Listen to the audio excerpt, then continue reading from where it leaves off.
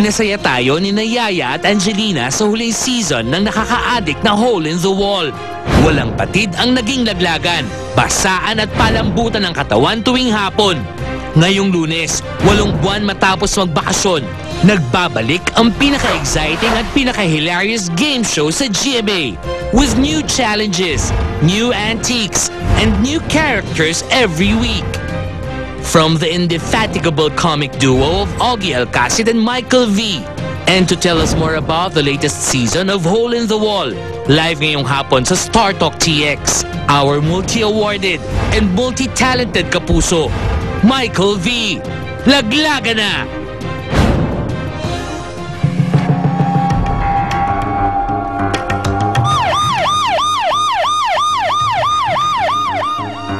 Kasasabi lang bawal ang wangwang eh. Ano ba yan? Pero dito mga kaibigan, simula na sa Lunes, hindi ho bawal yung wangwang. Dahil 2 buwangwang ang makakasama nyo na naman sa Hole in the Wall. At narito, ilaglagan yung Hole in the Wall. So, laglagan ng tanungan natin, ladies and gentlemen, Mr. Michael V. Magandang umaga sa inyo mga kapuso. Joey. Wangwang. Oo nga. Medyo na late. Birthday ngayon ni Bagets eh. Yung panganay ko si Milo. Happy birthday. Happy birthday, Milo. Pare, pasensya ka na. Itong mga tanong na bibigay ko sa'yo, talagang panlaglag to. Okay. Sagutin mo na lang kung makakayanan mo. Kung gusto mong maiyak, umiyak ka. Yan. Okay lang, okay. Gusto ko yan.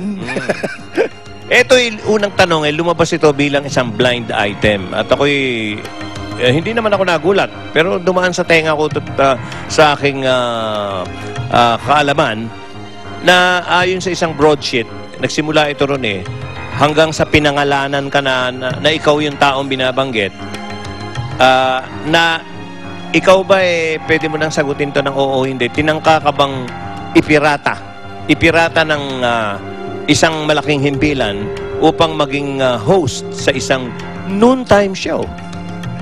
Ang sagot dyan, ang pinakamaiksing sagot dyan ay hindi. No. Hindi. Walang usapang nangyari. Although nung nabasa ko nga yan sa dyaryo, hindi ko rin maalis na isipin na ako, baka ako to. Parang ako. Pero may mga nagsasabi ako, kapal naman ang mukha mo para isipin ikaw yun. Okay. Total, nabasa ko rin yan top comic Oo. Ngayon, walang nakakaalam nito. Hoy, makinig kayo, mga Starto. Sasabihin ko sa inyo kung sino talaga yon. Hindi, na-figure out noon, nalaman mo mismo. Hindi, pinuhulaan namin. Okay. Hinulaan namin. Si Michael Vito, hindi naman siguro. Si Jano, hindi. Patay sila sa schedule niya. Sigurado, hindi ko. Parang nga nyo, Jano. Naisip na, si Edo Manzano, naisip. Yun po si Roderick Paulate. Roderick. Oo. Kasi galing na dun Sabi, welcome back. At nasaan ngayon? Pasensya na sa mga... Yun ba yun? Oo. Confirm dyan. Confirm, pero hindi tinanggap ata. Hindi tinanggap. Okay. Yun nga, kagaya na sinasabi ko. Okay, kita nyo, iba ako mag-chismis Pero hindi si Michael B. Nabanggit ko na rin sa mga nag-interview sa akin na una, imposibleng iwanan ko network. Pangalawa, imposibleng iwanan ko Itbulaga. Hindi yun Nako, ito nga lang, pinag-uusapan namin ang problema nito sa taping may panahon yan. Siguro next year, no? Pwede na. Hindi. Hindi naman. Baka naman lalaya. Inaayos, baka 2 weeks from now. Okay. So tapos na yun, sarado na yun. Sarado na yun, okay. Hindi po ako yun. Michael, pare Mbitoy, sa palagay mo, yung totoo tignan ko nga kung sasagot ka rito talaga. Sino mas nakakatawa? Si Michael B. o si Augie Alcacid? Nako, yan yung mga tanong na talagang mahirap no? I'm sure pag si Augie ang tinanong mo, sasabihin niya ako. Pero... Hindi, alam mo, minsan tayo, mababait lang tayo, mahihiyain tayo. Pero alam mong mas magaling ka doon sa isa. Alam mo, sa mga, hindi ko sinasabing yung kaso mo pero minsan alam mong mas magaling ka, hindi mo lang madiretso Katulad ng mas pogi ka, gano'n, so, hindi mo alam diretsuhin ko ba o? Diretsuhin mo na. Hindi. Nakakatawa. Sino nakakatawa. May mga strengths kami ng pagpapatawa Kagaya nga sinasabi nilang may feeder, merong receiver. Hindi, ganito na lang. Off camera, sino mas nakakatawa sa palagay mo? Sino mas ulul sa inyo, mas loko sa inyo? Mas loko? Oo.